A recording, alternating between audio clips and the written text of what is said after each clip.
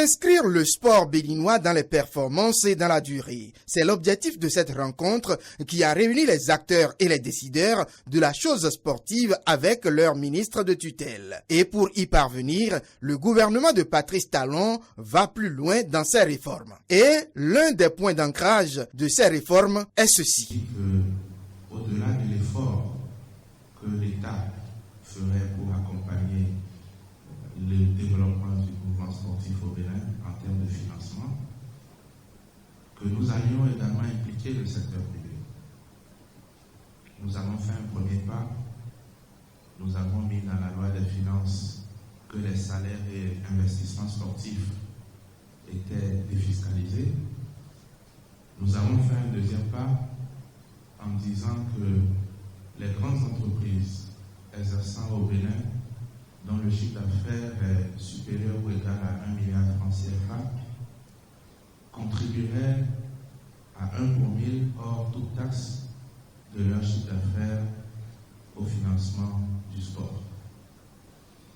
Et quand nous avons pris cette mesure, nous avions dit dans un premier temps que cela ne s'étendait qu'aux entreprises qui seraient elles-mêmes propriétaires ou copropriétaires d'associations sportives. Et puis depuis quelques semaines, le gouvernement a pris la décision d'étendre le bénéfice de ce financement, de cette taxe, au financement des fédérations sportives. L'extension de cette mesure aux fédérations sportives implique que désormais, les entreprises pourront directement verser cette ressource à une fédération en tant que fédération pour financer ses activités. À travers ce nouvel axe de financement du sport, le gouvernement entend régler définitivement les questions de manque de ressources qui empêchent la bonne marche des disciplines sportives avec des priorités bien définies. Nos priorités ne changent pas. La première priorité, je vous l'ai toujours dit, c'est la promotion de l'ensemble de vos disciplines sur toute l'étendue du territoire national.